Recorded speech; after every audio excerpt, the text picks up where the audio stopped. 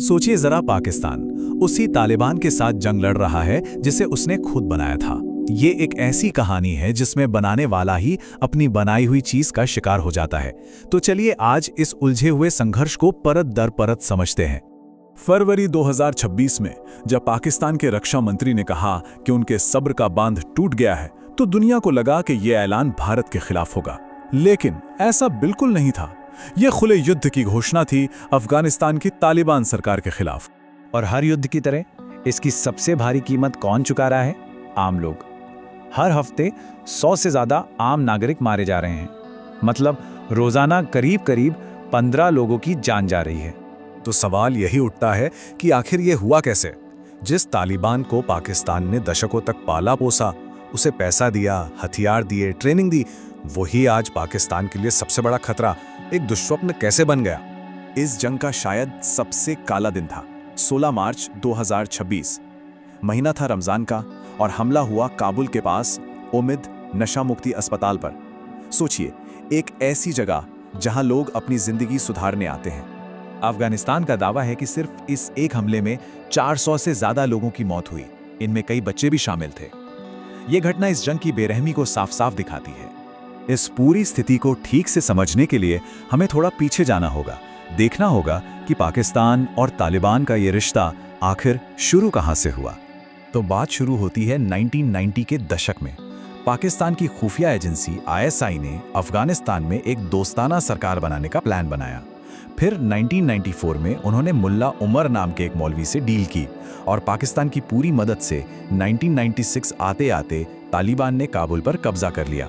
मजे की बात देखिए, 2001 के बाद भी जब पाकिस्तान दुनिया के सामने अमेरिका के वॉर ऑन टेरर का साथ दे रहा था, तब भी वो चोरी छिपे तालिबान को पनाह भी दे रहा था और पैसा भी।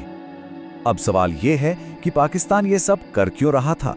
इसके पीछे एक मकसद था, स्ट्रेटेजिक डेप्थ हासिल करना।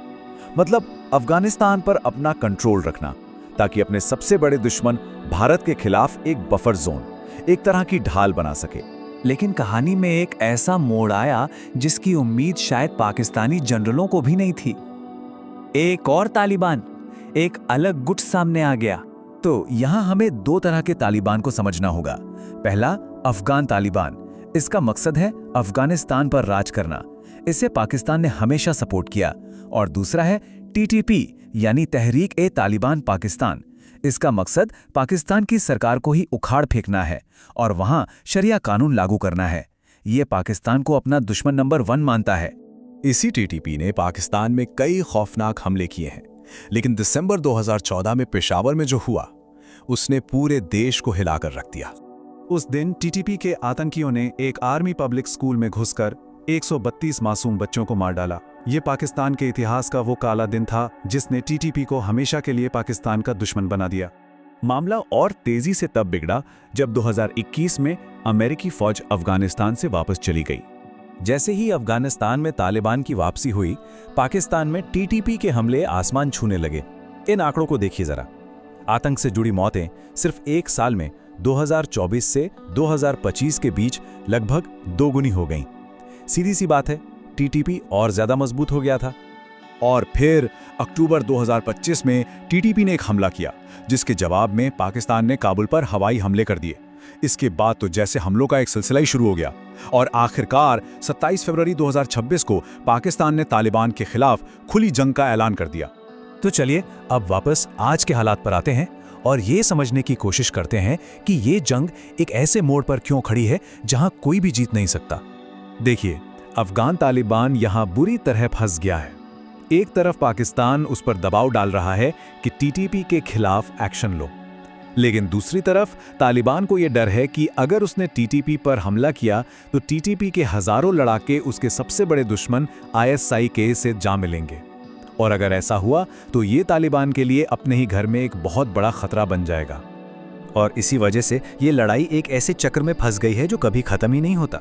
पहले जोरदार लड़ाई होती है, फिर एक टेम्परेरी सीजफायर या समझौता होता है, लेकिन असली जड़ यानी TTP की समस्या वहीं की वहीं रहती है और फिर लड़ाई दोबारा शुरू हो जाती है। और इस पूरी कहानी की सबसे बड़ी विडंबना, सबसे बड़ी आयरनी तो देखिए, पाकिस्तान का मकसद क्या था? भारत के खिलाफ स्ट्रैटेजिक डेप्थ पाने के लिए तालिबान का इस्तेमाल करना। और आज हकीकत क्या है?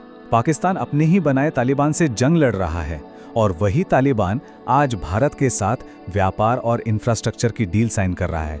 मतलब पूरी की पूरी बाजी ही पलट गई। तो कुल मिलाकर बात यह है कि पाकिस्तान अब उसी आग को बुझाने में लगा है जो उसने कभी खुद लगाई थी। लेकिन असली सवाल तो ये है कि ये आग बुझने से पहले और कितने बेगुनाहों को जलाएगी। इन रणनीतिक खेलों की मानवीय कीमत बहुत बहुत भारी है और इसका अंत फिलहाल कहीं नजर नहीं आता।